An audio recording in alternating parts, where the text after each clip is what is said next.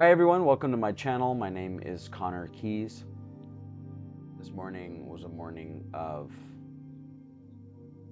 some contrast where there are stories that arise in your awareness of other people or other things that are doing things that trigger an orientation to the world, an identity that doesn't feel good. It doesn't feel good. Why? Because it feels like there's something other than what you're doing in this moment. There's something else that you could be doing right now.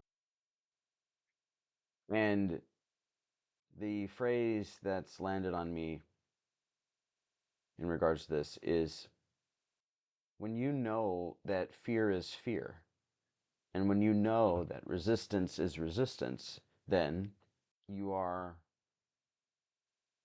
limitless in allowing life to move through you.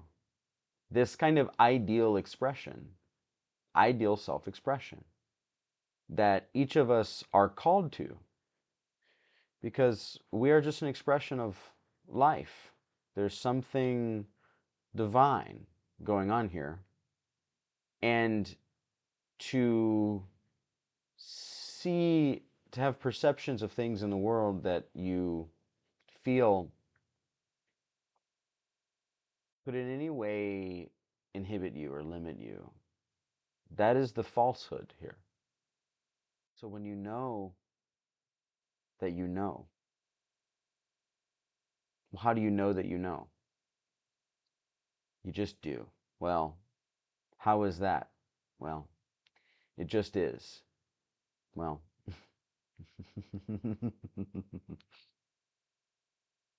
we both know that the things that our conscious mind wants to found its stability upon are only stable in a world which is temporary. And temporary things are temporary. And that goes for pretty much everything, right? In this world, except for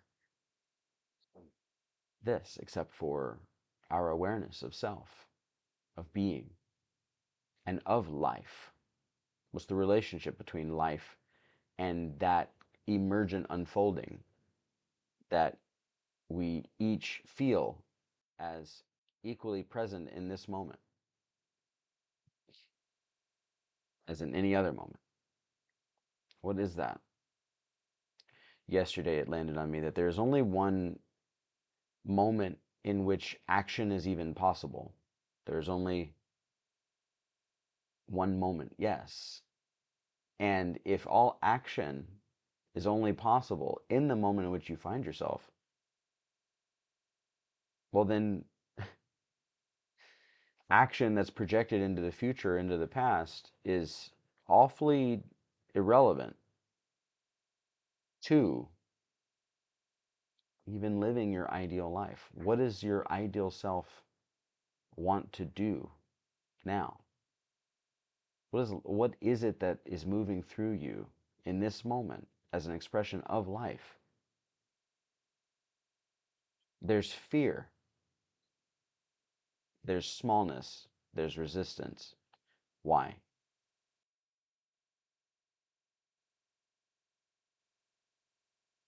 Because this is the story we've chosen to live this life. Because God intended to have fun with the flesh in this way, right? So these are kind of spiritual metaphors that land differently for each of us, but it's my conviction, it's my philosophy, actually, that you know exactly what I mean. There is the felt presence of something. Terence McKenna called it the felt presence of immediate experience. Well, what is that? Okay, okay, okay, okay. I am here. And in being here, there is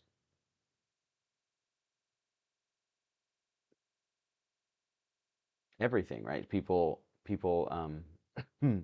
often, we have a hard time grokking how this a philosophy of pure presence, or that puts a primacy on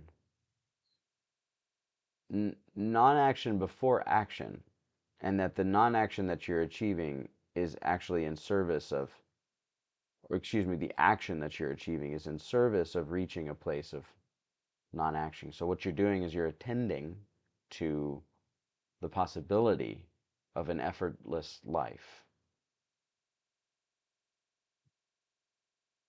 right? Yeah, right. And so if people's limiting beliefs come in about what life is, well, we would start there. We would start there and we would say, well, not only do many of us believe that life sucks inherently, not only do many of us believe that God is an asshole inherently, which are both untrue. Many of us also wonder about the power of our minds to even orient themselves to the world in a way that feels good to us.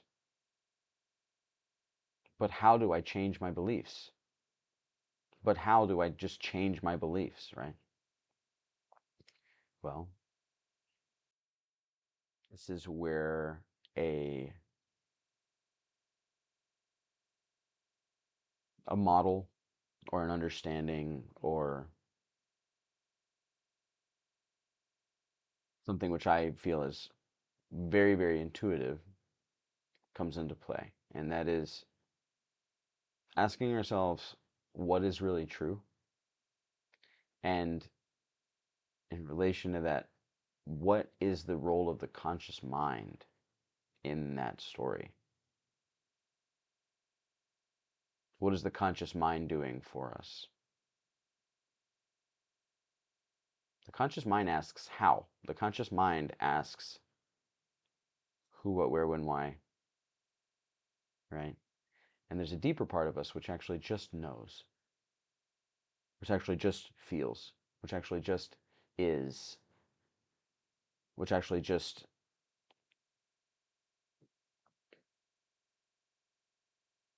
is the very presence and the being, the existence that we know is capable, but that our conscious mind is in, for whatever reason, and I think it's for fun.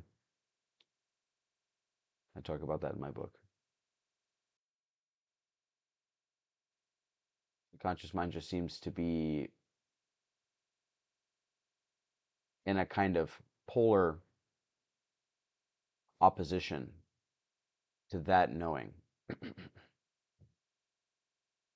Think of it as a dance. Think of it as a dance. It takes two to tango. And you're here, you exist.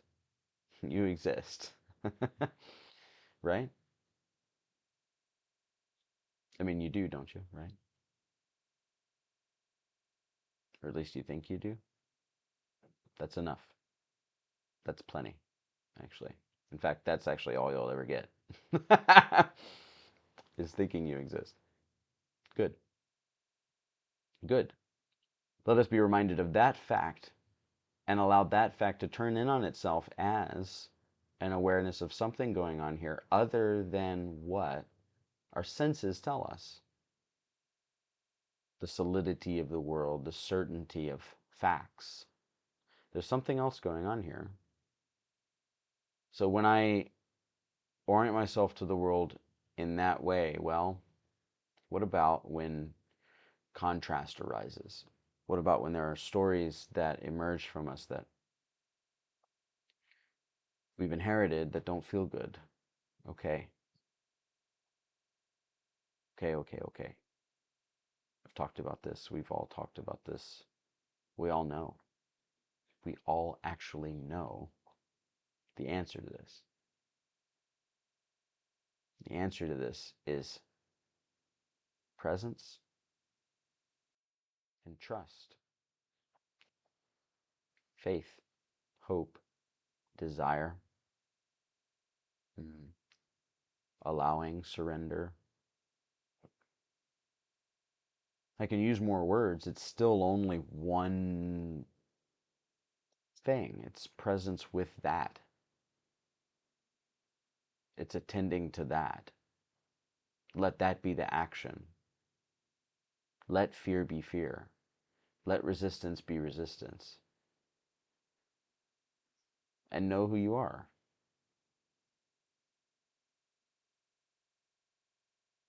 It sounds like a tall order. And I promise you it's not. And what's interesting about that is that the extent to which we judge that, we judge ourselves for when we feel the resistance. So in other words, we resist our own resistance, right?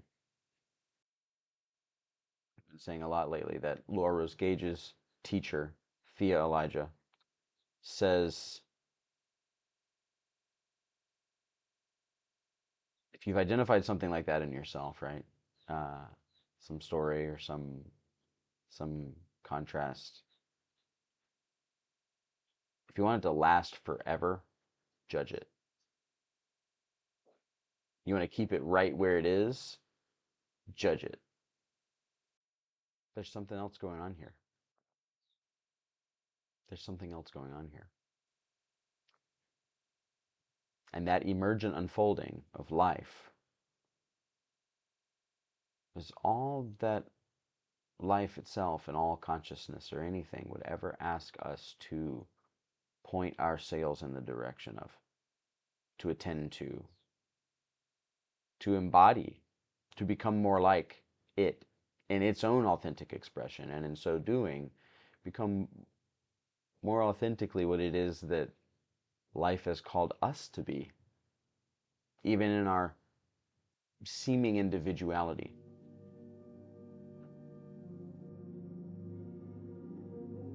Thank you for being here.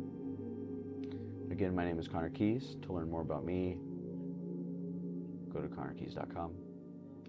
I love you, and I'll see you soon.